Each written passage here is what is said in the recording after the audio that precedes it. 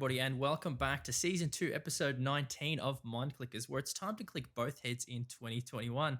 I'm joined today by a very special guest who is Jack, apparently Jack Benton, who is a professional English Rocket League player for Dignitas. Good morning to you, mate.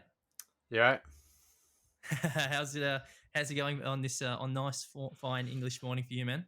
yeah, quite early, but we work with it. It's going good, mate. That's the way. Is it quite cold over there this time of year, or what's the weather like? Nah, I mean it's been really warm like recently, like literally like 26 degrees Mm. where I'm about. But it's England, so very like bipolar weather. I mean it'll probably rain in like 2 minutes and then just be sunny as anything. Sounds like Melbourne to me, man. I guess what we'll do is usually we do on MindClick is just introduce yourself a little bit, so a bit of background about yourself, how you got into gaming, how you got into esports, and when you went from casual to competitive. Yeah, so I mean, I played games for quite a while. I was probably I remember used to playing Pokemon, like when I Mm. was like 4 or like 5, like out on the street with my brother and his mates. And that was probably like my first memory of playing games, and then playing Minecraft from like the age of like 7 on PC, and like Yeah. doing like PvP. That was my thing, like actual PvP when I was like 7, just beating up teenagers in Minecraft PvP was the days. Hell yeah. And I got like a Xbox and played FIFA, games like that. Hmm. And then I saw how I got into Rocket League. I actually saw the Sidemen. I don't know if you're familiar with them, but on Yep. YouTube, I saw the Sidemen play it, and I was literally just hooked. I don't know how, but like as soon as I saw the first game, I was like, yeah, I won that game. Yep. But the issue is, it wasn't out on Xbox for like a year before. Like it was out on Xbox a year later than it came out Mm. on PS4 and PC. So literally, I'm not even exaggerating. Every day I'd check the Xbox store to see if it was up, and I got it. I got it like a year later than everyone else on the first day it came out on Xbox. Right. That was pretty sick. And then I kind of just played the game casually. But I've always been, I've always been very competitive. I don't want to just be okay at something. Everything I do, I want to be the best at. Hmm. So I'd always like try and improve in these games, and Rocket League was the same. And I guess it kind of snowballs from there. I mean, I never really had time to play competitive, so I was just playing ranked for like 4 years straight on Wow. PS4 until I got a PC in February 2020. I only got a PC because I played like one tournament. Like the first ever tournament basically I played was like a qualifier for a LAN, Mm. with my teammate at the moment, Joris, and a friend of ours, Ania, who Yep. we were like rank B on PS4. Joris was like rank A on PC, just moved like 4 months ago. Yep. And then my dad really enjoyed the LAN, and he was like, "Why don't you just give it a shot?" We got a PC February 2020, and started playing from then. Here we are. Wow, that's a definitely interesting backstory. I love that. And do you think some of that competitiveness came from playing FIFA? Because in my experience, FIFA is quite a competitive game.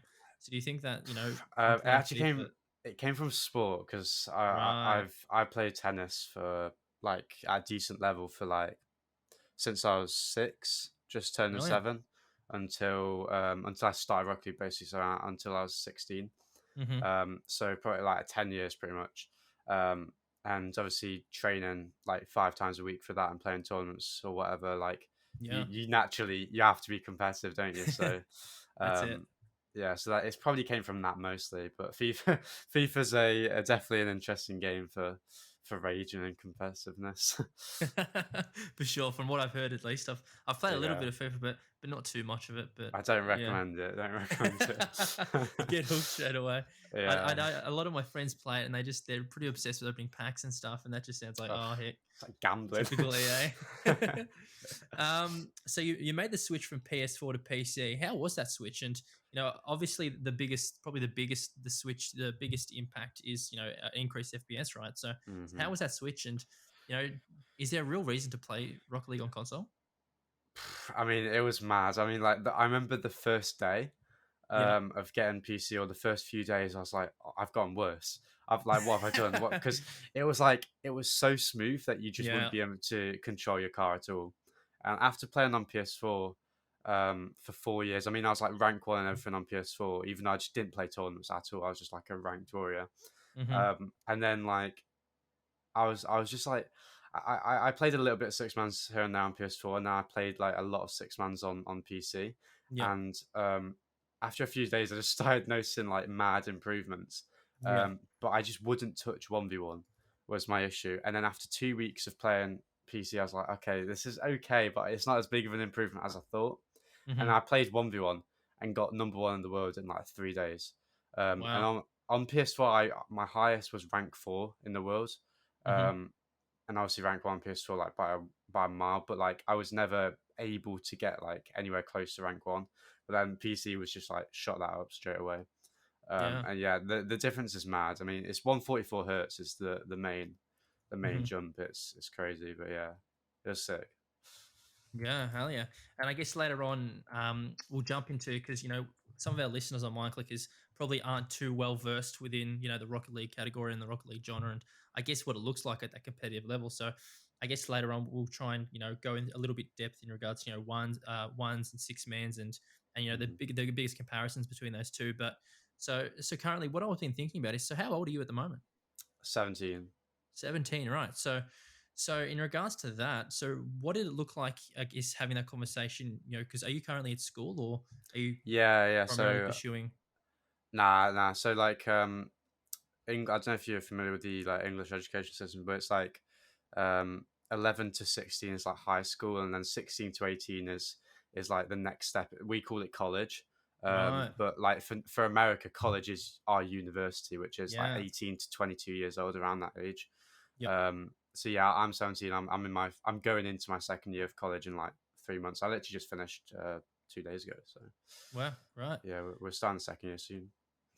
And how's that balance? How are you finding balancing that between, full-time studying and then trying to be a professional player? Yeah, I mean, I'm quite good with time management. Okay. So like I always had to manage, tennis and school. So I've not found it too tricky. Like sometimes there's some rough periods. I mean, like the last season of RCSX was mad, like just Yeah. ridiculous amount of tournaments. And then on top of that, my college just loves to slap 10K word assessments, like 3 in 1 week. And it's like, oh, six. I've got 28 tournaments in 5 days, three 10K word assessments. Like, where do I start with this, Yeah. But for the most part, it's pretty good, yeah.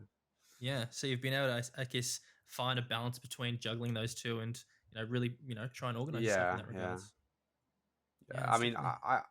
I don't have to like study too much because I pick things up like very quickly. Like I'm very Yep. quite like naturally just good at that, so it's not too much of an issue. Like I've never not been having good grades, so it's not too much of an issue in that regard.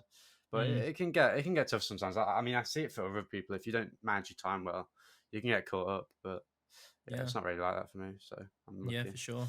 And I guess it's quite difficult because I had a chat with a couple other players within the scene, and it's difficult when, I guess, you're pretty much stuck within a certain path and you don't have the ability to be able to choose where you want to go in regards Mm. to tertiary education. So I definitely think it's, I'm glad to see that you've found a pathway that's really been balanced and it's working for you. Yeah, yeah, no, it's good. I enjoy what I'm doing. I'm actually doing sports science, so like something similar to Oh what you yeah, hell yeah, actually talk about, like yeah, psychology and that. But yeah, I do like it. It's interesting. yeah, for sure. What was the reason behind going down that route? I mean, I've always loved sports, so Mm, and I just like the side of sport that isn't the side that first comes to mind. You always think of like, oh, just the playing, but there's more to that. And I also yep, think like psychology and just general stuff like that helps for everyday life. So yeah. it's definitely an interesting topic that just kind of caught my eye. And yeah. Yeah, for sure, definitely. I guess we'll have a chat about that later as well. But what I was leading to ask is, I guess, after being an absolute ranked warrior for X amount of years, then obviously being picked up by Dignitas, how did that come around, and how did you feel about that? I mean, yes, I had a team before that. Do you want me to talk about like my Yeah, previous yeah, let's teams? go Yeah. into it for sure. So like I said, I've only played Rocket League like competitively since like February of 2020. Right. Yeah. And like I see loads of other players like they have to try for years. I kind of had it easy for some reason. Like my first team, I teamed with Polar and Dead Monster on Stormtroopers, and I Yep. was rank B plus at the time. Me and Polar were both rank B plus. Dead Monster was rank A, and then we Mm-hmm. started just doing really well in tournaments for no reason, and we just clicked really well together. Like these bubble tournaments, we were winning or doing well in. Mm-hmm. Um, like Spring Series, which was like RCS teams, and other tournaments like Euro Cup, which was RCS teams.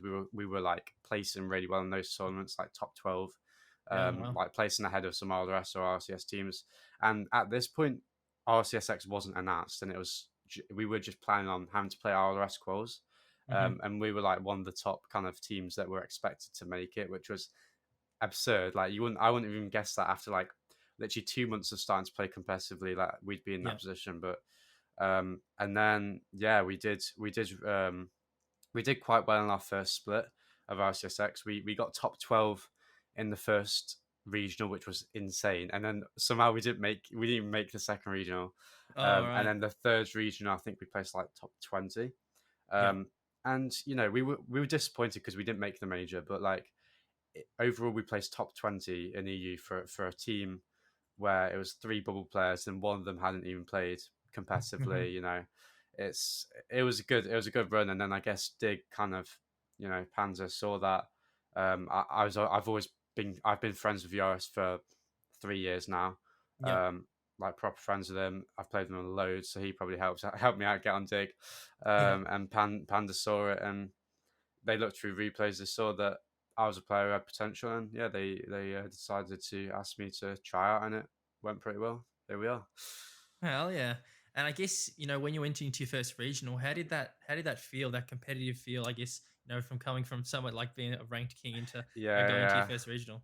It was nerve wracking, but like it was Yeah. sick. Like I don't know, it just getting to play. I just remember like obviously I really enjoy playing right now because it's a different type of enjoyment though because now I'm nearer to the top, Mhm. um, and beating teams like rank 2 in EU, well, hopefully beating rank 1 soon, but Yep. like rank 3, rank 4, whatever. It's like it's a good feeling, but it's like, oh okay, yeah, we won that match. It's kind of, it's not expected, but it's like it's not huge. Whereas Mhm.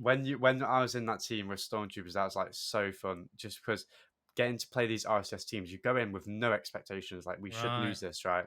We never even made RS or whatever, and then somehow beating them, Yep. absurd feeling, and just seeing like the Twitter just blow up. It Yeah. was and the first regional, like, just because you have no expectations, don't you? You just Yep. go in there, you play your game, and you're confident against the teams. Because I remember having to play teams like Cash, Natchtown, Clayx, and you're confident against those because you've done well in these bubble tournaments, and they're just a bubble team, so you're playing well against them, and then you play RCS teams. You look forward to that. It was really fun. It was a good experience. Yep. For sure. Hell yeah. And I guess because of COVID, have you had much experience at LAN before?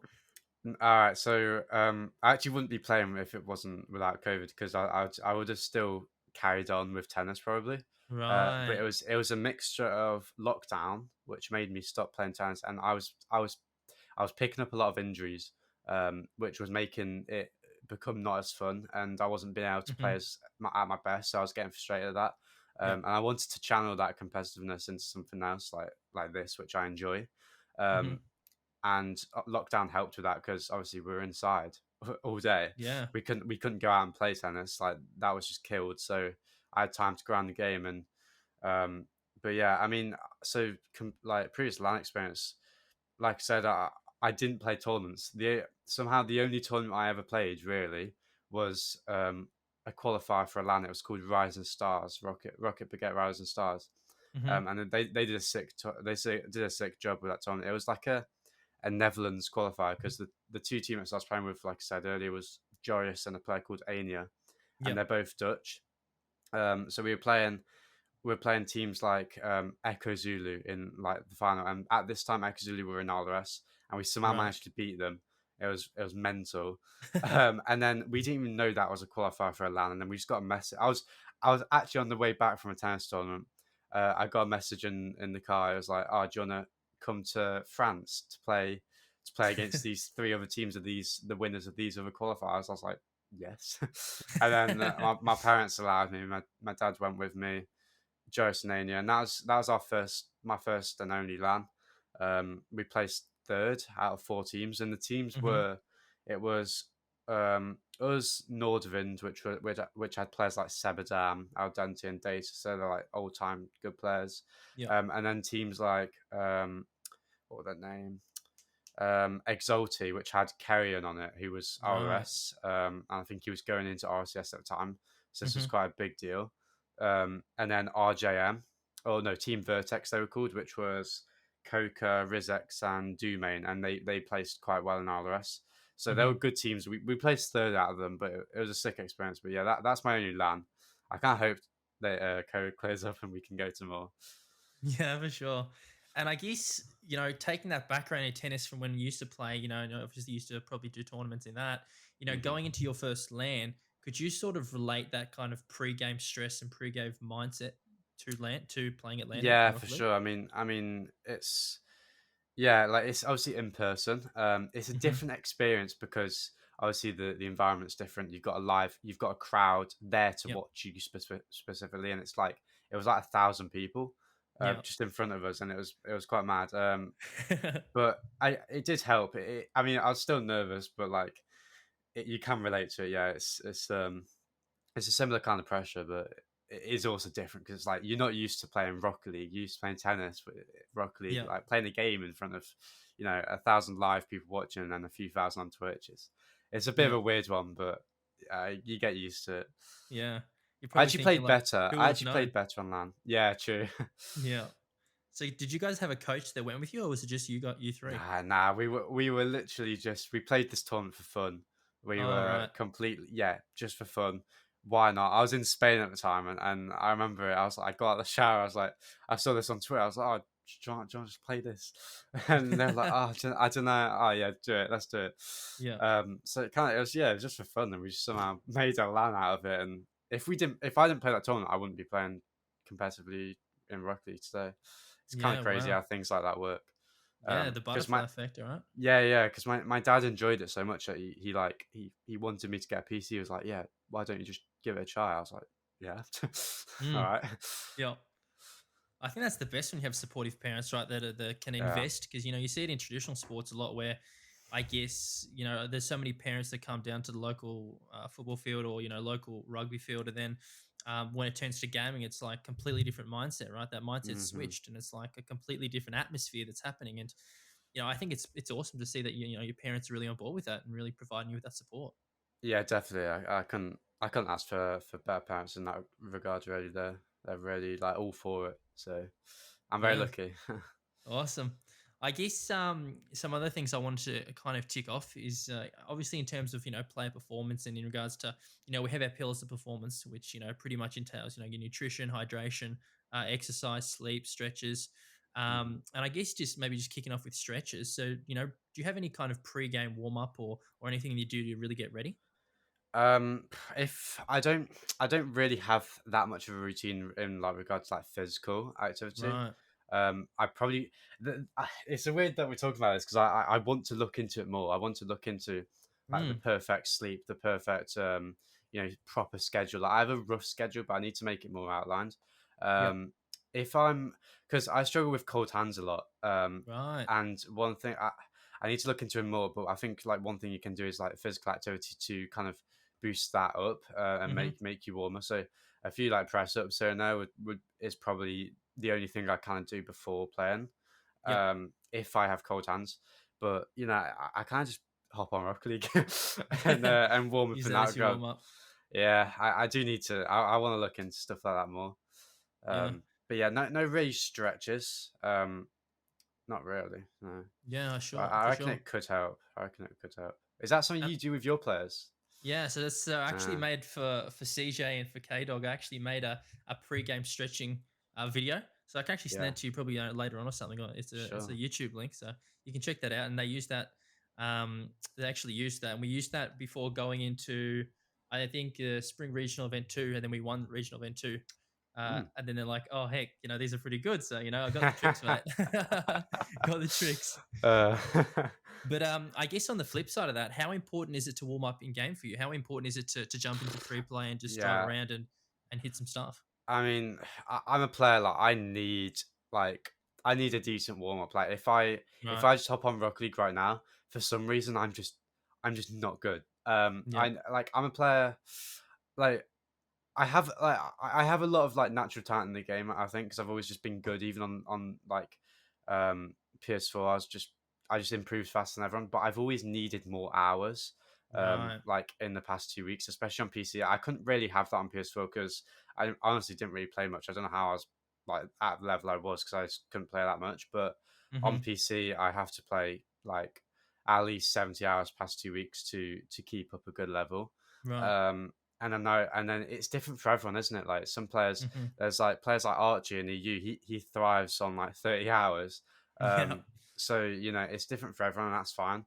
With warm up, yeah, I need at least like 2 hours before playing, to be honest, to properly Mhm. warm up, and it needs to be free play. It needs to be like a workshop map with like aerial training and then ranked twos and a bit of ranked ones maybe.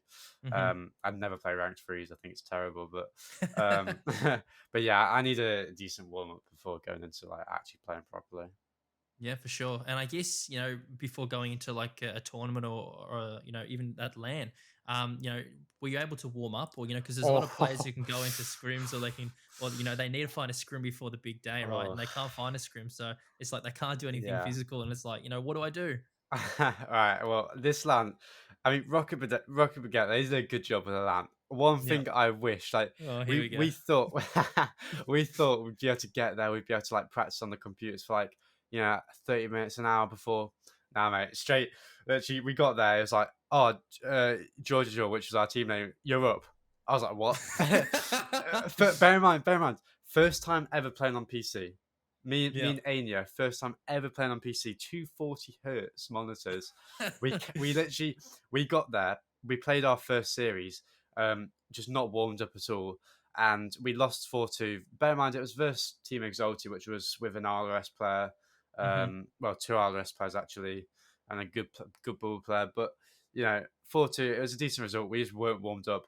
We just slapped the FPS down to 60 FPS. We were there, me and Anya, PS4 players playing on PC for the first time, playing on 60 FPS because we couldn't handle the Yeah. frames. But yeah, I mean, we didn't get a warm up, but then we went into our second series. We were warmed up and we actually went 3-0 down and reverse swept in a best of seven, which was Hell yeah. pretty cool. Game 7-0-2. But yeah, that was one mistake of the tournament. You couldn't warm up.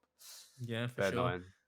And I guess, do you guys do like a vocal warm up? Like you build like comms and you build that synergy with the lads, and is that something you guys do? Because I know for us, before going into the regional, both all regionals, we always just used to play music. CJ was a DJ and he used to just crank music, and we used to that used to be our vibe. So do you guys do anything like that? Like a hype thing. To be fair, Yeah. I reckon OC teams are quite like hype because you guys seem quite like bubbly personality. Yeah. For me, I prefer. I'm a player that runs on. I'm sure you've seen this like graph. It's like the arousal theory where Mm. if you play on like players that are better on lower kind of Yep. the spectrum, and then players that are really hyped on the higher ends of the spectrum. I'm very low. Right. I like things to be extremely calm, and I don't know if you've seen our comms at Dignitas, but I'll have to link you. I'll have to link you a video of mine later. But if you haven't seen that, but they're quite high. Yep. So I had to kind of get used to that. So we don't really. I don't really want to give too much away of our warm ups, but Yep. we Of sometimes do a course. little exercise and do a few comms in between that, but we don't really Mm. like shout loads. But then obviously in game we're quite hype with our comms. Yep. I still don't know if that's the best thing for me. I've always said that like that's something we need to change. I think we might change it a little bit, but I'm not Yeah. going to give too much around that. Yeah. But yeah, like I said, I'm kind of a low a player that does well on low kind of energy, or Yep. not low energy, but you know what I mean, a lower Mm. climate in that Yeah, regard. you're But pretty much you're in your little zone. yeah, yeah, yeah, That's the zone you want to remain in. yeah. But is that different to go from such a nice relaxed position to bang, straight into high pressure comms? I mean, yeah, it's like I said, like I had to adjust to it obviously when Mm. so like I go back to tennis. I was quite like a low reserve. I was quite a reserve player. Like I wouldn't shout much. I wouldn't, I never really got too annoyed. But then obviously on Stormtroopers, I was still like relatively low like low like energy, but here and there, when you're beating these RCS teams, you gotta shout a little bit. Mm-hmm. But the comms were nothing, and then you go into Dignitas, and it's like, oh, okay. But it honestly, I don't have to adjust to it in a ton because I'm so used to it. Obviously, I I did our first split with them. We practiced every day. You get used to it quickly, so it's Yeah. not too much of an issue nowadays. But I guess Yeah, it for was at sure. the start, yeah. Yeah, for sure. And I guess on that tangent, how important is good, crisp, quality comms in your opinion? Because I've had a chat with a couple of other players, and sometimes they're not really comming, the right key information. And I guess when you're in those situations in the best of 7, it's down to game. It's like you want to make sure that you're comming the crucial information, right? Yeah, I mean, I think our comms kind of they do need some work. I think we can like we have good information being said, but then sometimes a little bit of useless information that doesn't need to be said creeps in. I feel like Right. there has to be a balance, and we don't have that balance right just yet. But we'll figure it out next split for sure. Mm, But it's you have to have like good useful information, but you also have you need to let your teammates have time to think about what they want to do when they're on the ball and not overcrowd the comms.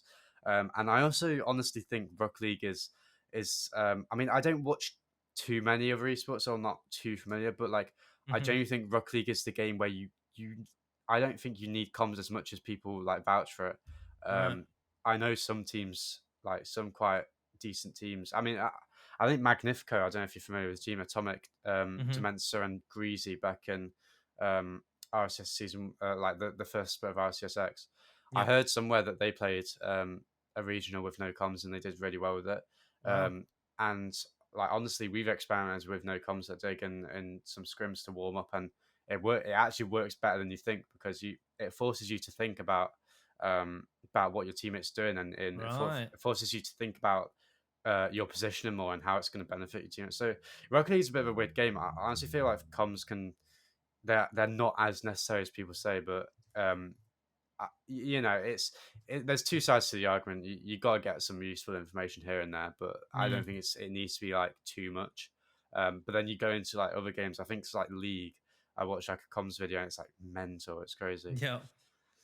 Yeah, for sure. Like I used to do some CS coaching, and I'm currently helping with the Valorant team, and just thinking about some of their comms is pretty much like they always say that try and best paint the picture without actually being able to Mm. see what they're saying, and I really like that kind of no comms kind of strap because it allows you to, I guess, develop trust within the guys, Yeah, and exactly. Yeah. yeah, I think that's really a good approach, to be honest.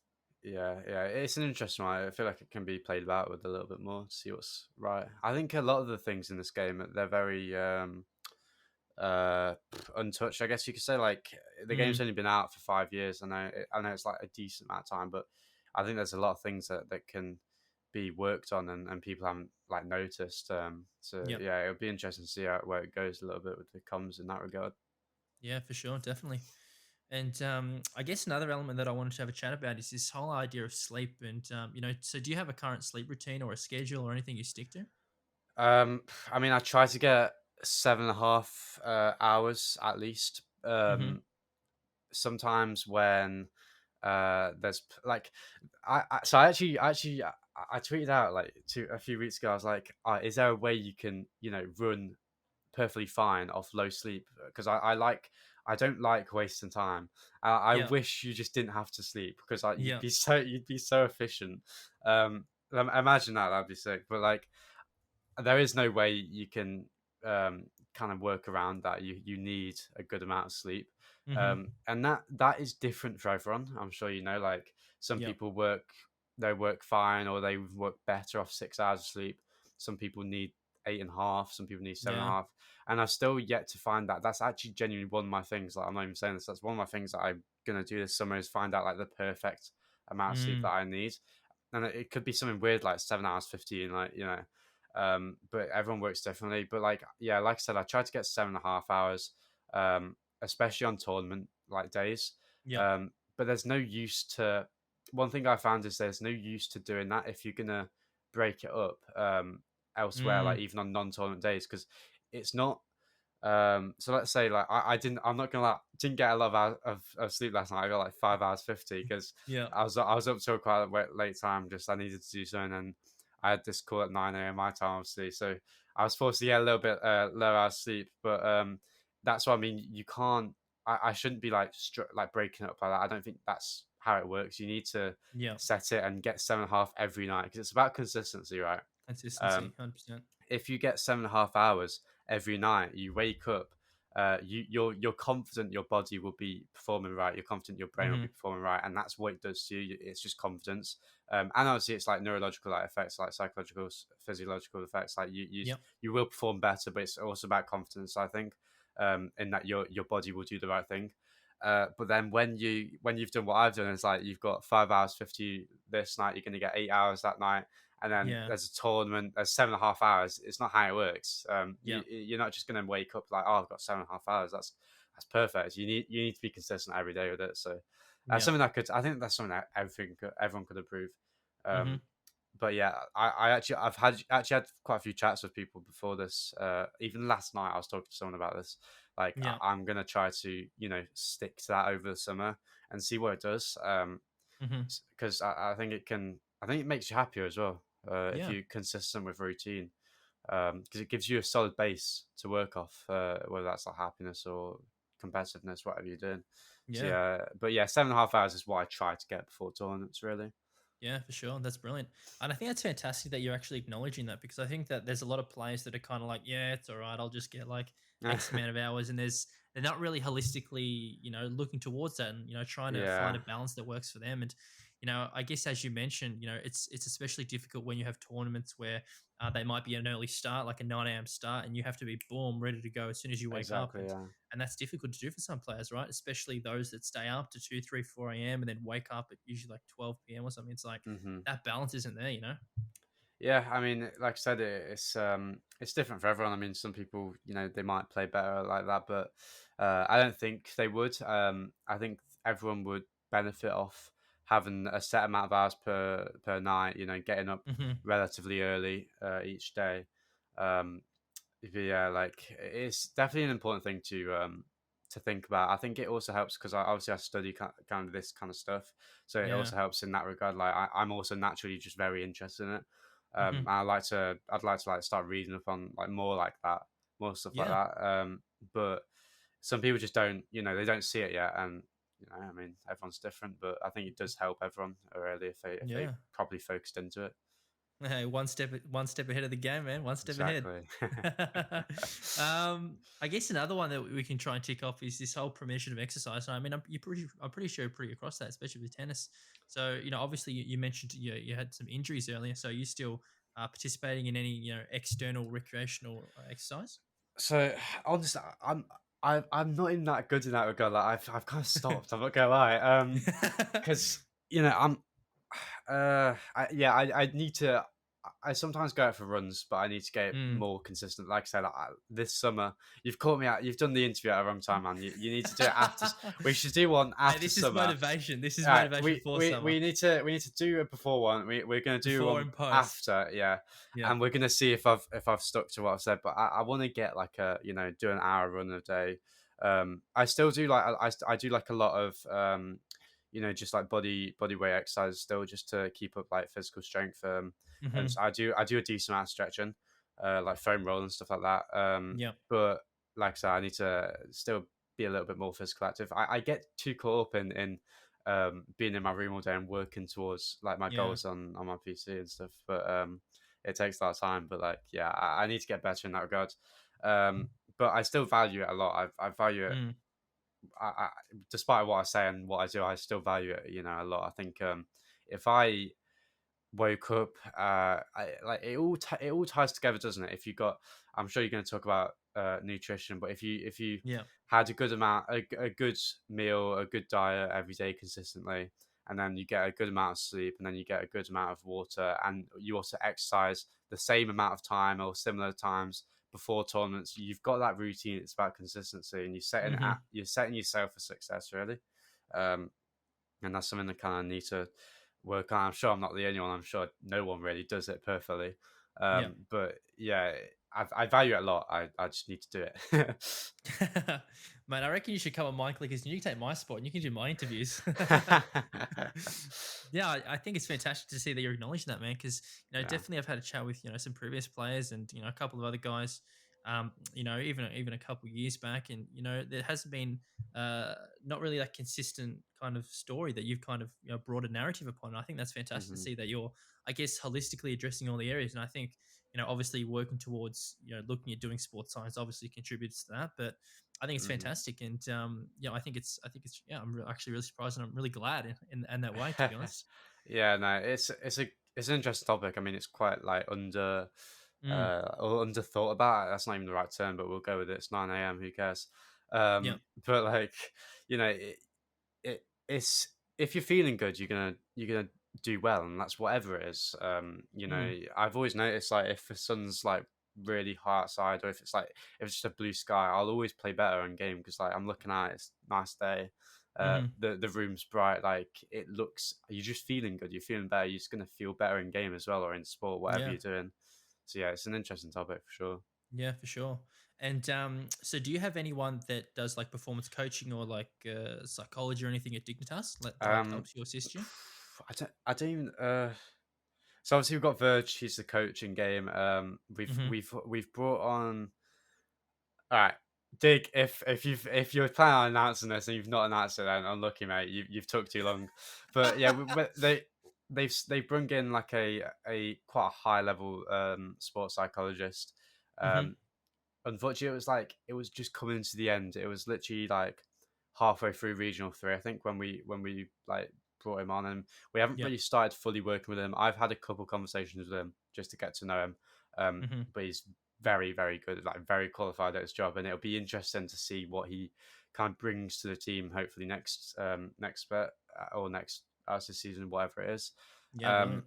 and I know he works with some of the other Dig teams, like the Dig league team. I think he works with a little bit. Hmm. But yeah, he's for sure like it would benefit us a lot. I think, especially me, Yeah. because I value that a lot. So yeah, they've brought someone on. Unlucky if you plan to announce it, I've done it for you. Um, there you go. I'm gonna get kicked next week. We'll say that apparently Jack is now being kicked, Yeah. KFC'd. He's been KFC'd. But no, that's fantastic, and I think that kind of spurs down another conversation line which I've been thinking about quite recently as well. Is that the kind of story of obviously you have your tier one esports teams, and most of them have the resources to invest into external and health professionals. Your physiotherapists, sports psychologists, Hmm. sleep psychologists. Everyone within that kind of domain scene. So do you think that I guess it's unfair that I guess there's a team that has all this backing going against a team that doesn't have any of that backing? Not at all. I'm always like, I mean, it's a weird one because like I have quite a different approach to just general life like than other people. Like Right. if I think people who are successful are smarter than everyone thinks. They're Hmm. smarter than people think. They've used what they've got to make that success. Right. And that's kind of similar with this scenario. If the org is bigger, they've clearly done more to get to that status. They've clearly achieved more. They deserve it more technically. Hmm. So they're using what they've got, and that just means that the other team they're at a lower level and they're unlucky. You're at a disadvantage, and that's how life works. If you're you Hmm. know big people, big organizations, big companies, they beat the small ones, and that's just how life works, and it's how it should work. You Yeah. can't give everyone um, an equal playing field because, like, else what's the point of trying to get better? Hmm. Um, but like, yeah, I mean, I guess it's unfair on the players, but then just work harder. You get to that org. Why don't you try and get to that org instead? you know. But I yeah, guess yeah, I it's guess that's interesting. why OCE is never going to be able to beat EU or an A. Who knows? um, Maybe one day. yeah, maybe. I mean, we got top three is pretty much Ground Zero, Renegades, and Cringe, and I think Ground Zero have a sleep psychologist working with those guys. Really? Yeah, and he's actually my mentor, Daniel Bonner, and he's really good. So Ah. he, really worked with those guys. So it's going to be interesting to see those guys, really start to stem forward. But I mean, working with the Renegades now, it's definitely been really good. So it's definitely going to see where we can take that as well. Yeah. Oh wait, that's quite interesting. I might have to just kind of listen into a few of the calls. Just hack the computers, see what they're saying. I mean, Ground Zero is doing pretty well. So Yeah, they are doing well. I guess the next kind of segment that I wanted to roll into is just a little bit more about, I guess, Rocket League psychology and yourself and how you see everything. And I guess obviously being such a good ones player, let's start there. So obviously ones, I've had a chat with a couple of guys and even Kami said it's just such a mental game. Is that how you see it? mm. um, I mean, it is like I said, I came from tennis, so you solo. Well, it's primarily a solo sport. Obviously, you can play Yeah. doubles, but I've always been an extremely I like to do things myself. I mean, like it's not unsociable. But like when I prefer working individually compared to group projects, for example. Yeah. Like I like to do things solo, and that's why I just hopped into one straight away as soon as I started playing Rocket League because it's what I knew. Mhm. Mhm. And it's so I've always had a bit of an advantage on that regard. I don't get annoyed I don't get annoyed to be honest when playing ones at Yeah. all, because I don't see the point of it. Like if you're losing, you're clearly not as good as the opponent in that game, and it doesn't mean you're not as good as them overall. They played Yeah. better than you in that game. Like what's there to get annoyed about? You It's your fault. They played well. Learn from it, and people don't see it like that. And people always come to my streams and ask me like, how do you not get annoyed? I always get frustrated when playing ranked. It's like, what? Well, one, it's ranked doesn't really mean it's not the end of the world. Mhm. Two, it's what's the point? You're not gonna play better from getting frustrated. You're not gonna learn from it because your mind is crowded. You're not thinking straight. So, Mhm. um, but yeah, I mean, one's is definitely a mental game. I also think it's a very different game mode. Like there's so many, like, because I've played ones for so long, and this seems quite egotistical to say, but if you gave me any one scenario, I could probably tell you the best play in that scenario. Mm. And that's just because ones is a very um, it doesn't have as many variables as threes, obviously, because there's Yeah. not as many players on the pitch. There's not as much boost on the pitch as in terms of total player boost. So there's not as many things that can happen. Mhm. There's one scenario, and that's all you have to think about is your boost, the ball, and your opponent, and that's compared to about 16 different things in threes. Um, Yeah. so one's is a different game mode. You can pinpoint what you should do best in each scenario, and there is a best play in each scenario. I think where in threes it's a little bit more interchangeable. Mhm. Um, but yeah, one's is a very weird game. Like it's strange. I'd love to see it represented a little bit more in tournaments and stuff because I think I mean, I'm going off a bit off tangent here, but Yeah, man. it holds so much hype. Mhm. One's I was talking to Johnny about this. Technically, one's is the best Mhm. for viewer like retention, and because it has so many goals in it, there's so many more hype moments in ones compared to threes. And Yep. the only reason threes is better is because it's been represented for longer. If ones was um, the game mode where like it started out Rocket League, it'd be the best, and threes would be like what ones is right now. Yeah.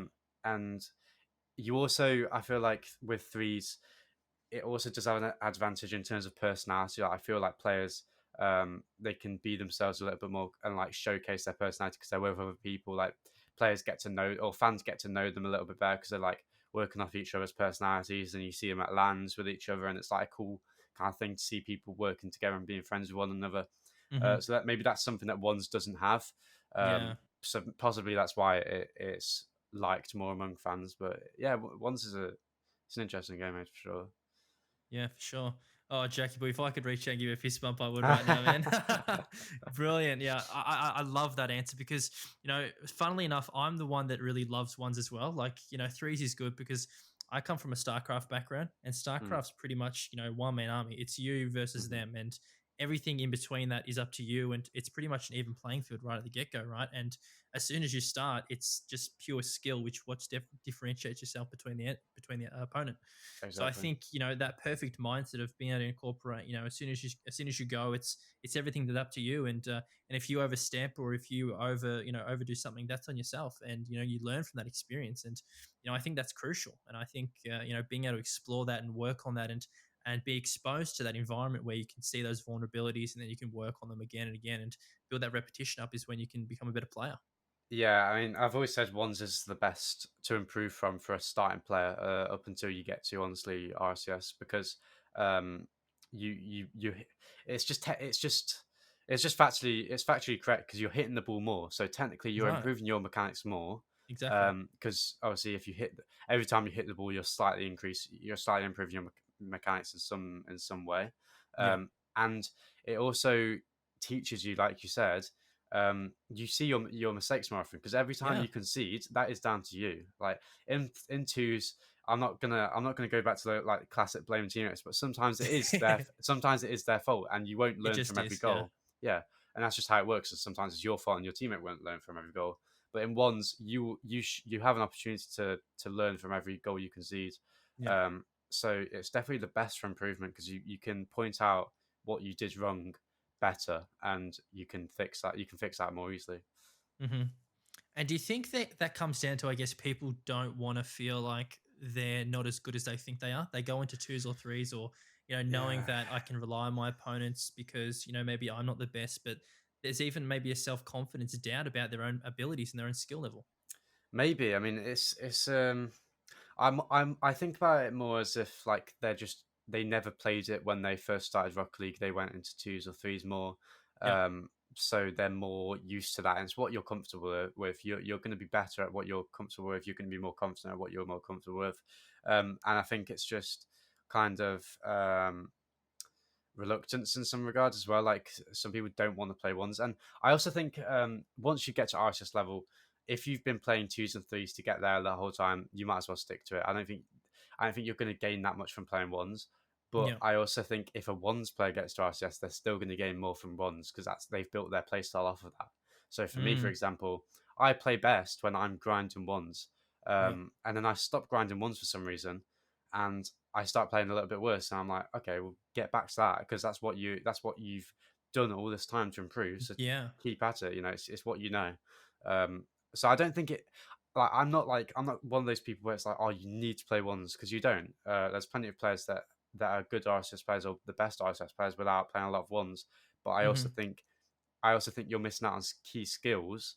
Um, Basically, I think if you play ones from right from the get go, you'll become a better player than if you played twos or threes Mm, from starting to RCS. That's what I think. Because ones players, if you look at ones players, they all of us we have a naturally faster improvement rate, I think, than any other player.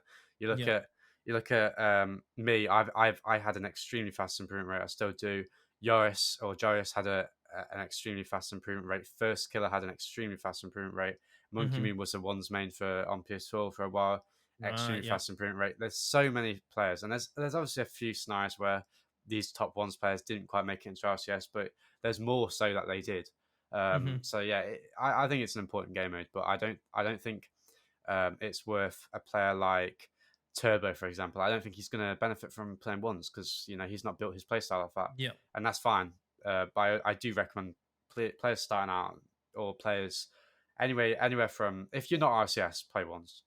Yeah. That's the key, really. I think. For sure. Love that.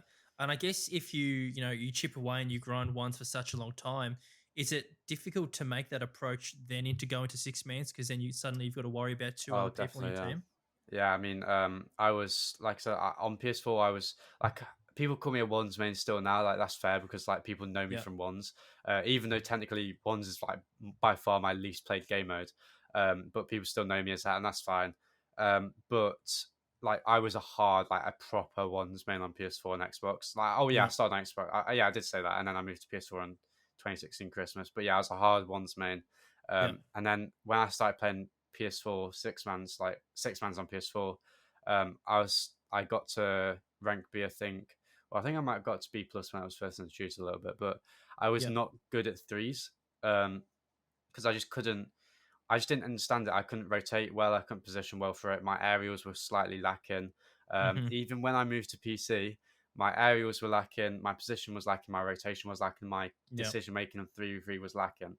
And then I grinded aerials a lot. My aerials mechanics came a lot better naturally because of the PC like smoothness and a Hmm. six man's helped a lot with positioning and scrims a lot helps a lot. When I was scrimming, I started scrimming every day against these top bubble teams. That helped loads. Yeah. And yeah, it's hard to it's definitely hard to transition at first. Some players just still haven't found it. Some players transition easier. It took me a while. I still not fully found it. Like I said, um, I think I'm like honestly like one of the best for sure. I mean, I'm one of the best in ones, like just in terms of ones in general. But I'm also one of the best in terms of knowing um, one's decision making. I feel like because I've played it Hmm. so much. Yeah. Like I said earlier, if you give me a one scenario, I'll probably know the best player in that scenario.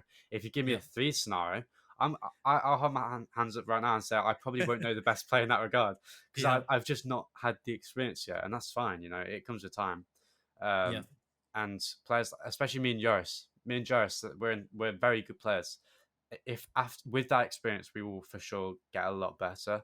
And we've not got it yet. And then players like Panda, he knows probably better plays in threes.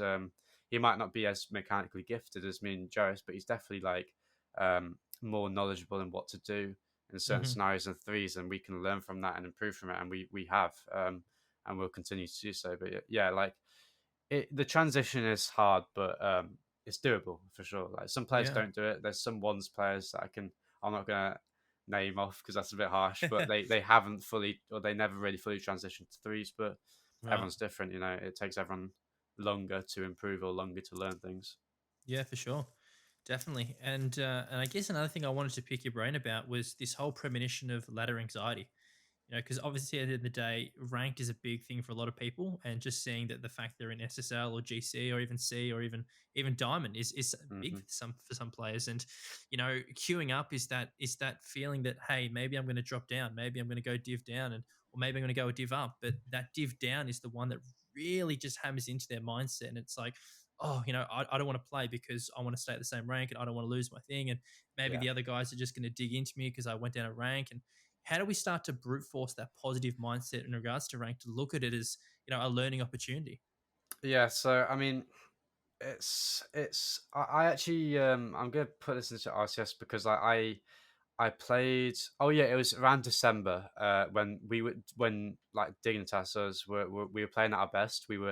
We we what's good. We came third in the last regional of the second split. We came third in the major for the second split, which was crazy. We won the grid in that month. We won them. We Hmm. won beyond the summit. We were playing very well. And I especially was playing like incredibly well. It's because I was just watching these like confidence videos, like because I'm not gonna lie, I struggle with confidence in Rocket League sometimes. Hmm. I think it comes down to consistency of routine. Like I need to have a consistent routine, like we were talking about earlier, to Right. have a baseline of confidence. I've not found that yet, but I was watching these videos. I was fully confident in myself because what I did was you have to detach yourself from the game. Kind of you it does in the big pit in the like grand scheme of things, it doesn't mean anything. You know, no Hmm. one's at the end of the day, no one's going to die from it. You're not going Yeah. to become ill from it. Your family, the people you love are safe. The people you care about are fine. It's not going to affect your life negatively in any way if you lose. Um, and once you take away all of that pressure from yourself, you'll have an easier time of relaxing and naturally having more fun and playing better. Hmm. And that's when you can improve most. But with ranked, you can't really say anything other than just improve from it and look to improve because that's the best thing you can do. And every pro player Yeah. says it. So technically you should be listening to those players because they're at the top of the game. If every Hmm. pro player says just play rank to improve, just try it. You know, Yeah. what's the worst that's going to happen? You're going to Hmm. try it for a few games, you're not going to enjoy it, and you go back to worrying. But you won't do that because you'll notice improvements. Yeah, for So sure. yeah, everyone has it, don't they? Like everyone has it when they first start games. You want to win, you want to improve, you get to that next rank, and you hate it when you drop down. But that's part and parcel of it, and it's about coping, finding a way to cope with yourself, and finding a way to detach yourselves from any of the negative worries that or negative outcomes that can you think can come for that, but actually don't. So Yeah. yeah, Yeah, I really love that. I love that. I definitely resonate with that kind of mindset detachment theory where you're able to dissociate yourself from the game. And, mm, as you said, at the end of the day, the nothing's going to change. All's going to change is some pixels on a screen, yeah, realistically, at the end of the day. So being able to have that mindset is very powerful. And, it's, obviously there's going to be people who really can't start to get over that bridge. And, I think it's about providing, support in different situations. But, at the end of the day, it's just a number, and as they say, we're going to go down before we go up, and that's the inevitable. We've got to exactly. learn Yeah. from different experiences before we actually get to the top, and each loss should be taken as an experience on why that happened, and why that went wrong. And I guess that leads me into my next kind of bit in regards to, I guess, analysis and looking back at games. So do you go back and watch? How many replays do you watch, or how does that process look like, Um, especially after like a regional or something? Oh yeah, so we do a lot of replay analysis at Dignitas. Brilliant. We were genuinely doing it every day for like an hour. We were doing Yep. a lot because one thing we struggle with in my team is we have the skill. Everyone knows we have the skill. Yep. We've got a two-time world champion who's a sick player. We've got me and Yoris who are like very very naturally talented and proven players, Mm-hmm. like up and coming players. Like everyone knows we have probably like some of the highest skill in terms of teams right now, but Yep. the things we struggle with is consistency, and that comes with just honestly probably mine Yoris's like lack of knowledge in threes. Like we might make the team a little bit awkward sometimes here and there, or we might not fit in with Panda, or me and Yoris might not get in the right like kind of wavelength, and that just comes with we need to play together more and we need to learn threes a little bit more. So we did a Mm-hmm. lot of replay analysis. Panda and Verge helped us a lot, and yeah, I mean, me myself, I actually don't analyze my replays that often. I'm not sure if I should because I maybe I should do a little bit. I'm gonna start experimenting that with a little bit, like maybe like 20 minutes a day. Just start off small and see Yeah. how it works. I actually improve more from looking at other people's replays. So Right. I spent a lot of time looking at players that I almost aspire to be like, or I Mhm. respect their play style. And that's two players in particular. It's Monkey Moon and First Killer. So obviously, I think they're the best in the EU and the best in NA, and one of them is the best in the world. I can't tell who, but I don't care. Yep. And like I'd look at Monkey Moon's replays for age like so many times, and take little things from his. I'd look at First Killers and look at his mechanics and what he does in each situation, and how he's Mhm. genuinely just like that fast and just that perfectly mechanically. And I'd kind of combine the two and try and it did work. And it still works. The thing is, if you're looking at a player and if you kind of associate yourself with that player, you put yourself you hold yourself to a certain level, Right. and you'll think subconsciously, or not, maybe not subconsciously. You should probably actively think that like what would they do in this scenario, and try and Mhm. do that. If it doesn't work, wasn't the right player. And that's kind of how I like learn. Really, is looking at more of a others replays apart from myself. But I think I do need to maybe start looking at myself a little bit. It would help, I reckon. Maybe I'll start doing that. Mate, you're gonna make me a better player. I'm gonna hold you accountable to that Jackie boy. Nice, nice.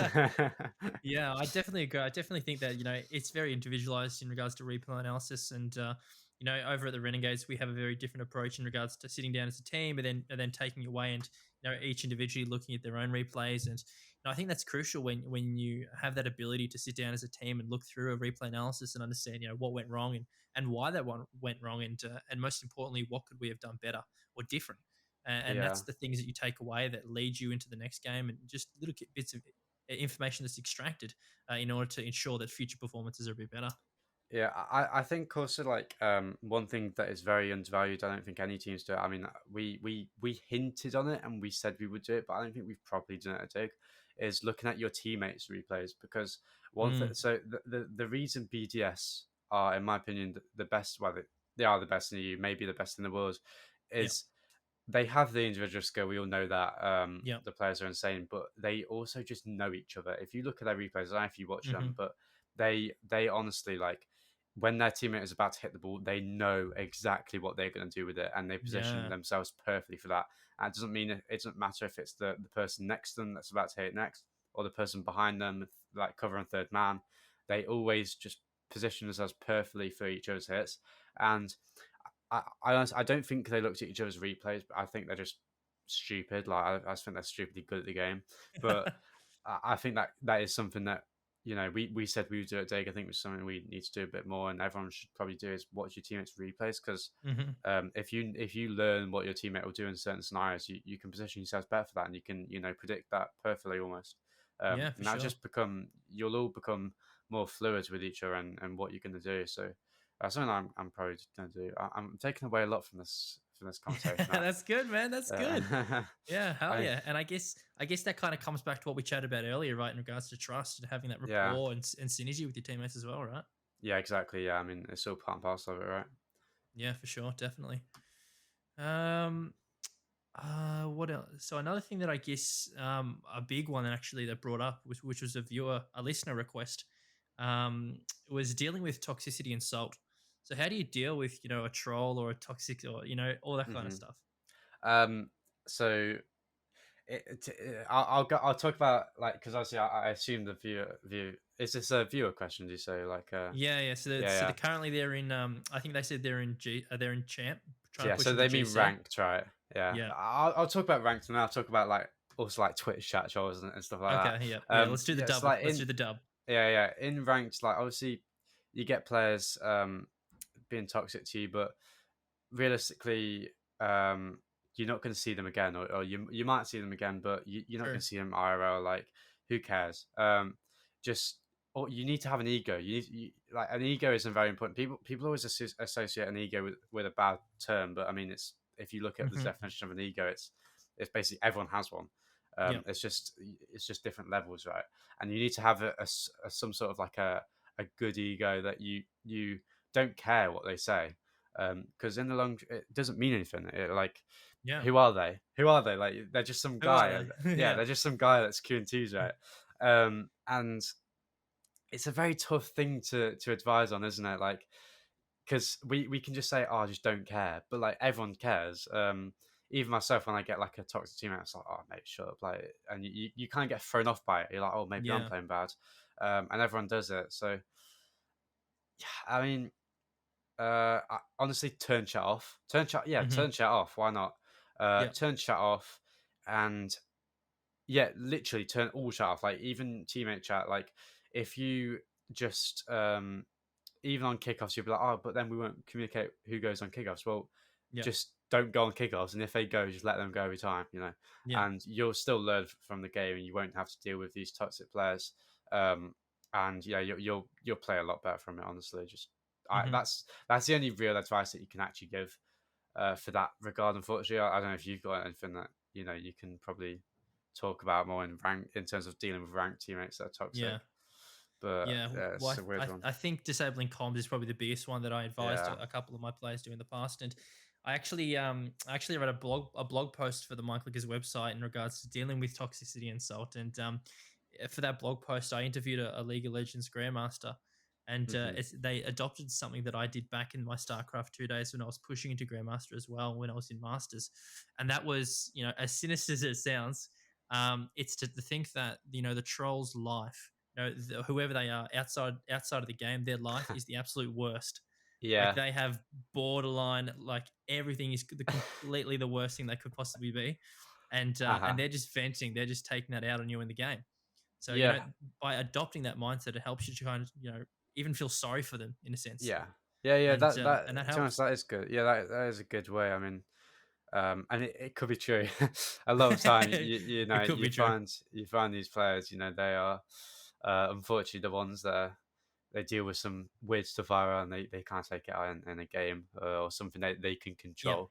But yeah, like I said, that is I rate that, because then you value yourself more and you value what you have, like Right. to be lucky, and you don't actually you that's a way I feel like that's a way to detach any negative outcomes that you think that may happened Mhm. because the toxic and kind of ranked from it and Yeah. realized that it's not the end of the world. You know, you move on to the next game, Yeah. and it's not affected you really. But yeah, that's quite good. Yeah. In terms of like Twitch chat trolls and stuff, and like Yeah. you always like load up a Twitter and you see like, oh, the classic, right? The classics What's like the if classic? right, just if any team loses in Rocket League, I don't know if it's like this in any of the games. If a team loses in Rocket League, it's never because the other team plays well. It's that team through. Uh, That yeah. team through. Like what? That just doesn't make sense. Like it's like whenever you lose, you throw. Nah, the other guys can't play well. It's you throw. And like what? That is the stupidest thing. And with Rocket League is such a hard game to actually um, see what a player is actually good at, Right. unless you're playing it. So in it, so I believe fans and viewers incorrectly identify what players are actually good at, and Mm. then you ask a pro player who plays that player, and they'll say something completely different. Right. Um, and you know like that's and then you get fans saying like, oh, you should have done this, you should have done that, or like how you they think you're playing bad when you're actually playing, you know, pretty well. Mhm. You're just not doing like what they expect you to be doing, and it's so weird. And Yeah. you gotta turn that off. And honestly, you just gotta think like I mean I'm quite good in that regard. Like I don't really care about other people because like they're not who I care about. Like Right. some like the people who I care about, I know who I care about. That it's like my family, some of my friends, like girlfriend, Mhm. whatever. Like you know, and that's who you care about. And anyone else doesn't matter to you, or they shouldn't. Exactly. It's like I'm learning to drive recently. Like I'm on like my Yeah. sixth lesson, and like I always get like my instructor, like not my instructor, but like my parents or like other people talk to me like, oh, you need to not worry about people behind you or like stuff like that in the cars. But I'm like, well, I don't care anyway because I genuinely couldn't care about them. Like I honestly, like I had a guy like if someone started having a go at me, like, if I like cut them off or something, they started having a go at me, but I genuinely couldn't care because it's like, who are you? Like it doesn't Yeah. actually matter to me. Like you probably live a like I'm happy with my life. You probably live a worse life than me, mate. Like it's an ego thing. You have to have an ego about it, Yeah. and you have to detach yourself from other people and think you're better than them, and that's how you stop caring. Because then, like you also. This is going to turn. Everyone's going to hate me by the end of this, but you start to look at like people on Reddit, and I'm like, well, mate, you spend all day on Reddit. That's all I need to know about you. Like, do you know what I mean? Yeah. Like, you spend all day like on Twitch or whatever, just like they're not doing anything productive, and then you think yourself, Mhm. you're doing things productive. You're technically better than them. You're doing more than them, and you're not Yeah. actually better than them. But you have to think that way and detach yourselves from any negatives that they bring to you, Yeah. because you know you think in life, I think if you have positive things around you, you'll be more positive yourself, and positive Mhm. things will come to you. Yeah. And I think it stems from uh, even things like the people you hang around with and the conversations you enter daily and things you Yeah. talk about to the things you kind of indulge yourself into. So like social media, I think Definitely. social media is absolutely terrible. Like it's shocking because it gives people a platform to say whatever they want when they shouldn't Mm. have that platform. And it gives everyone an equal platform, and an equal platform is the worst thing you can give to anyone because it gives people that don't deserve that the opportunity, and it also gives the people that deserve more no opportunity to have more say. And you Mm. know and then you think things about like the music you listen to, like that affects it massively. Yeah. um and just the conversations you talk about every day. I mean, you are what you do, and obviously everything you've done in life like it leads up to what you do now, and it makes you who you are. If you talk about a certain thing more, you'll be likely to think about that certain thing more, and Yeah. that's just a fact. So if you talk about, or if you see people talking about how bad you played more, you'll think Mhm. about how bad you played more, and Yeah. you kind of have to ignore it. And that is the worst advice you can ever give to anyone, but it's what you have to do. Mhm. Is just ignore it.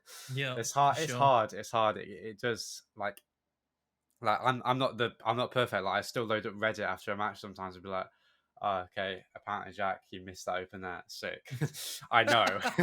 Right. Do you know what I mean? Or like load up Yeah. Reddit or load up Twitter. It's like, oh, okay, dig through. Okay, great. It's like, oh. Yeah. So yeah, it's something you shouldn't do. But yeah, like people need to be more careful with what they say. Honestly, Yeah, for sure. everyone gets affected way more than they say. Yep. It's one of the worst things that comes with with this job is people think we're going on a massive tangent, but I don't care. I love this topic. People Philosophy 101. people think pro players have a perfect life. I hate it. Right. People genuinely because right, so even myself included, like when I was like 13 watching pro players, I think, oh, their life must be perfect, man. Like they play games every day, all day. They get or they can do that. They get paid for it. They're in Hmm. RCS. What's wrong with their life, you know? And Yeah. that's just not how it works, you know. Like people will find when you get to pro level, it's not what you think. Mm. It's fun. I'm not saying I hate it. I'm not saying I hate it at all. I enjoy it massively, but it's not. You, it doesn't automatically fix all the bad things in your life. You know, anything that comes along that's bad in your life, it doesn't just. Oh, it doesn't matter because I'm in RCS. You know, that's not how it Yeah. works. And people genuinely think pro players are celebrities because we have a very young fan base and a very Hmm. naive community. I think, Yep. um, unfortunately, and you know that's just because it's gaming. And they think you're a celebrity. They think you won't see all this stuff, or they think you won't get affected by it, or they think you shouldn't get affected by it because you're in RCS. Who cares? You're in Yeah. RCS. That's all that matters. But that's not. We're people like we are like genuine, just the same people. As I like. Yeah. I don't understand people. I do understand because I used to do it, but it's like people are like, oh my god, this pro player replied to me, and it's like I go to the shop every day. Like, oh, I walk to town. Like, I can walk to town every day, like you do. I walk to school every day, like you do. Like, we're the Yeah. same people. Like, Yeah. you know, people just don't see it, and then that's the worst because then they start to say things that they wouldn't say to your face, or they wouldn't say Right. to a player. They wouldn't say to a person that they know would acknowledge that, and they think you wouldn't acknowledge it, so they say it anyway, and then Hmm. they start saying horrible things, and then you acknowledge that, and then they're like, "Oh, I didn't mean that. Sorry, you're my favorite player." And it's like, well, Right. okay, mate. Well, why would you say it? Because you thought that I'm some sort of celebrity. And I wouldn't see that or wouldn't get affected by that. It's just not how it Yeah. works. It's just not how it Right. works at all. But So yeah, there's like a it's a weird one. fame bias almost. Yeah, people think pro players are like some sort of celebrity. Honestly, I think, Yeah. um, but we're not at all. It's just, mate, I'm Jack. I'm just a guy. Like you know, it's strange. It's strange. But And why do you, I do understand it. But like, it shouldn't be that way. how do you think it should change? Um, it can't because it's in everything. It's in all esports. It's in all sports. It's in all anything. You know, especially Rocket League. It can't change because you know how can it? You know, like they will always think that these guys are celebrities because they are where they want to be. Right. The fans want to be in your position. They'd love to be playing games and getting paid for it every day, or being RCS and being the best at something. Mm. Um, and then they just attach that to you and think like, oh, he's his life must be perfect because it's what Right. I think what my life wants to be, and it's not like they'll get to that level, then they'll get to that level and realize that it's not all what they thought it was, and they'll Yeah. still enjoy it, but they'll enjoy it for other reasons. And Right. this is my whole point is I'm not saying I don't enjoy, I'm not saying I don't enjoy it, but I'm saying I enjoy it, but not for the reasons I thought I would enjoy it. Like Mm. I thought I like when I was like 13 watching, you know, Panda on Dig or whatever, I thought I was like, oh, he's sick. He's you know he's got everything he wants, man. But Yeah. like, it's not that. You enjoy it for different reasons, and you enjoy it for what it is, and it's not what other people think it is. Yeah, for But it's sure. still sick. Yeah, I don't think you can change it. It's like I said, we've got a very young fan base, very naive community at times, and that's just comes with maturity, and you know you can't really change it. Yeah. And I think the same tangent pretty much goes for wealth and money as well, right? Like if you suddenly get like $1 million and it's like, well, yes, I've got $1 million. Yes, I can solve some of these problems, but those problems are still going to persist, and those other things are going to not much is going to change, and Yeah, I'm still going to be who I am. I'm still going to go to the shops. I'm still going to do all these external things, and exactly. Yeah, it's just an external thing, right? yeah. I don't like I don't I'm not saying I'm not saying at all I'm on the same level as like these like professional footballers, but like you kind Yeah. of have a because obviously I'm one of the best in the world at something, they're one of the best in Mm, the world at something. You can kind of relate the two. I no longer think of these guys as some sort of like gods. Like, I just right. look at them as normal people. Like I so um if I saw a celebrity, I genuinely just wouldn't get like that starstruck anymore, just because like they're just regular people. They will think the same as well. They will think like, how did this happen? They were just one day they were they were playing football in their back garden or whatever, and next day they're playing professionally, and nothing's really changed. They're still doing the same thing. It's Yeah. just on a different level. It's the same with money, really. I mean, I value like money a lot, because obviously like it just helps in everyday life. Like if I set myself up well and I earn a lot now, then I'll be thankful for it later in life. Hmm. But it doesn't make you a better person. It doesn't change anything. It's not you still care about the same people. They're still fine no matter how much money you have. Yeah. It can make things better, but it doesn't change. The point is, just because someone has something, it doesn't make them better. you know 100% love that tangent. And I love, even though we're off the side, but I think there's some really good key crucial messages there that can be taken away. And mm, especially if I have, we have quite a lot of youth players, and whether that be primarily Rocket League or other games that listening in, that can take away some of those mindsets that you instilled. And Definitely. I think it's powerful to have that kind of thoughts, and to acknowledge it at the least. Yeah, yeah, it's an interesting topic for sure. I guess one last thing I just wanted to quickly chat about was, I guess, this whole notion of marketing yourself in esports. So obviously, Hmm. you're doing YouTube, you're cranking out 2 vids a day over on the YT. You're on, Uh-huh. you're on the YT grind now. So Yeah, so yeah, yeah. how is important is it for you to develop yourself, whether that be on Twitch or whether that be on YouTube, or especially in regards to content? I mean, I hinted at like 2 minutes ago. I'm trying to make the most out of like what I have, and Yeah. I'm trying to make the most money. I'm trying to have as good of a time as I can have. I'm trying to become the biggest I can have, because I know I will regret it later on in life if I don't do that. And Right. that I'm not just doing it for that. I'm not just doing it so I don't regret it. I'm also doing it because I enjoy that. Hmm. And I enjoy seeing the rewards. I enjoy working really hard and benefiting massively from that. I Yeah. hate what I don't see before I'm going on a tangent again, but I don't see how people can live life without a goal. Right. Like a big goal. I've always had, whether that was to be a professional tennis player. Um, it was always that for years, for years, for years. I was trying to work towards that. Oh, someone else came along, professional rocket player. And that's a huge goal, and that's very, very hard aspirations, very hard goals to work for. I don't see how you can live without that. Personally, I would. You need something to wake up for. You need something to get out of bed for. You Mm, need something to structure your day around, and you need something to make yourself happy. And this is what, like, doing well in this makes me happy. And I really enjoy doing YouTube, because there's a lot of stats and analytics behind it. And right. I used to be extremely into maths, and I just have like a very like mathematical mind. Um, I love stats and numbers, because you can see exactly what's going on, and you can Hmm. see trends. And the algorithm on YouTube, it's a game. You're working out what's best to put out and what does well. It comes down to little things like what you say, and where you put the red circle on the thumbnail or whatever. Stuff like that. It really does affect it all, and it's all analytics, and that's why it's so enjoyable. And marketing yourself, like I said earlier, I want to make the most out of it. Yeah. I think it's not for everyone. I put out a tweet. I don't know if you saw. I put out a tweet. It's like every pro player should be making more content on YouTube. Yeah, I saw that. Yeah. Um, because and I get it. It's not for everyone.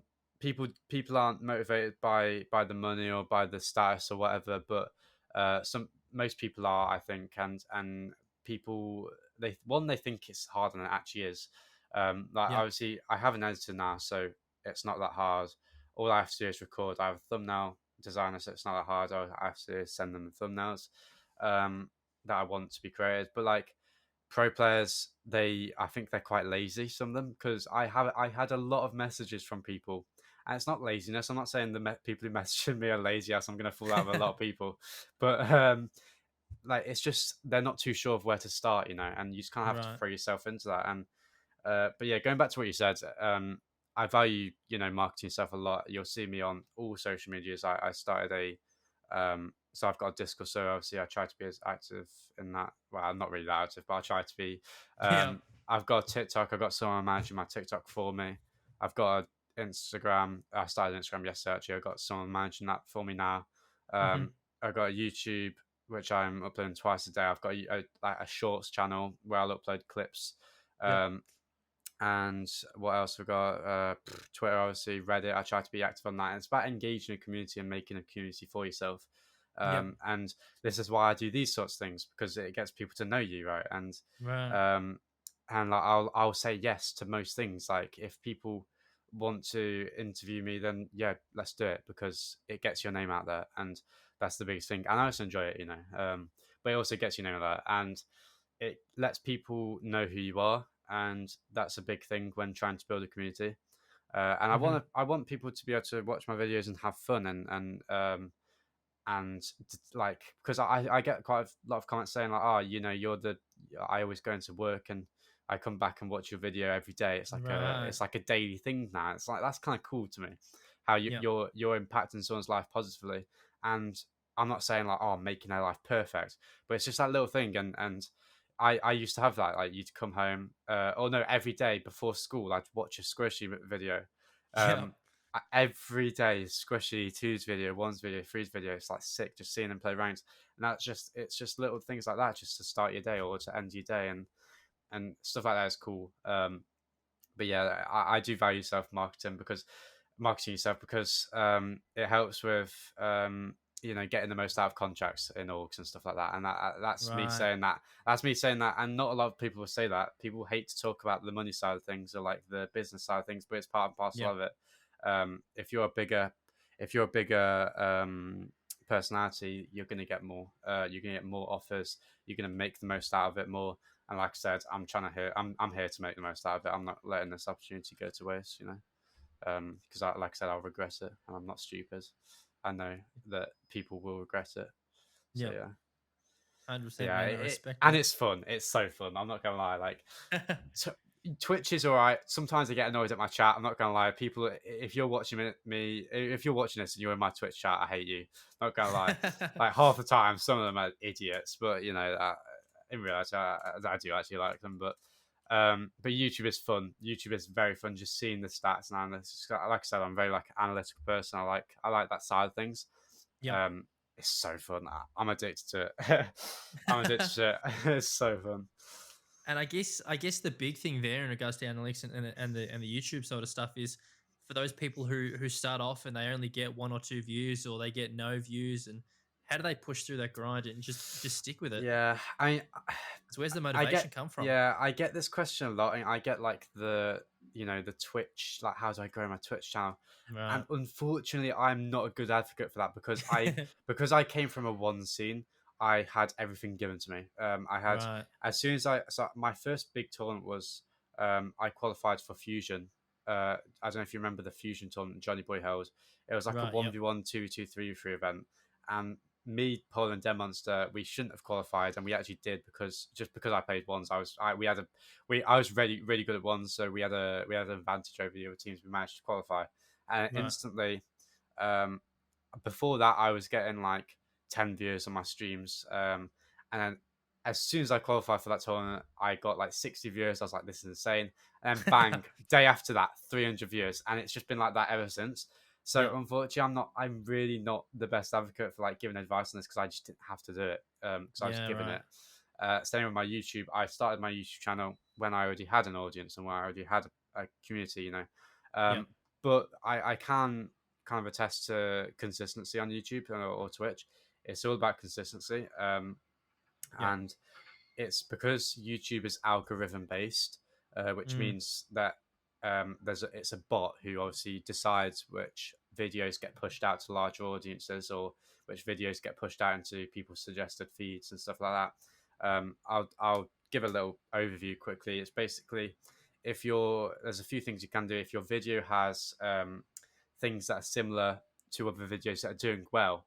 It'll probably push that out, and that can be thumbnail. So if you look at a musty thumbnail, you can try and copy that to try and push your video out there, and people get into people's who watch musty suggested videos, Right. and then stuff like that, and consistency uploading daily, uploading once every other 2 days or once a week, whatever it is, just keeping a routine and keeping to that, Yep. because the YouTube algorithm rewards your channel for consistency. If you post similar times or similar days or similar frequencies, you'll be rewarded for that. Same with Twitch. Twitch is horrible, because you always see. I always hear big Twitch streamers talking about like, oh no, I can't take a day off because my viewers will drop by 20%, and Right. it will take me 2 weeks to get to that 100% mark again. And Twitch is horrible; like it just does that, and unfortunately, that's just how the way it works for whatever reason. And it is because it it's because it becomes a part of people's everyday routine to watch your Twitch or to watch your YouTube, and when they have Hmm. a break, that then they won't come back to it because people don't come back to it. Like we as humans, we're very like, if we stick to something, we will keep doing it. As soon as we have a break, something happens. You just don't go back to Right. that. Yep. And that's the same with Twitch and YouTube, and that's why consistency is king on these platforms. Um, and yeah, I mean, it's fun as well. Just have fun with it. Uh, Going on a tangent. There's like three things that you get rewarded for. I think in life, like if there's three things that make you successful, it's either you do something that no one else does. Hmm. It's either you do something better than everyone else, Yep. um, or it's what's called, or you do something that no one else wants to do. So obviously, the first one being you do something no one else does. That's creating a new idea, like Yep. making something original and making people copy that off you because they think it's a good idea. Doing something else better than everyone else. That's like me in rugby, for example. I'm one of the best in the world because, well, I am. So that makes me successful in that regard. Yep. And then doing something else that no one else wants to do is doing these challenge videos that are really like dangerous or something else. Mm. For example, that's why those channels thrive, because they are different. They're what people want to see. People haven't seen it before because no one else wants to do that, so they're putting Right. themselves out there and doing that. And then there's a fourth one, which no one really talks about, is just being liked by other people. I don't know if you can put Gotcha. this in, but that's either sexually or personality wise. And those two things, if you're either one of those two, you'll be successful. Hmm. And that's probably the most important one, unfortunately, because we're naturally drawn to people that we like the personality or we like the looks of. And that's just how Yeah. human nature works.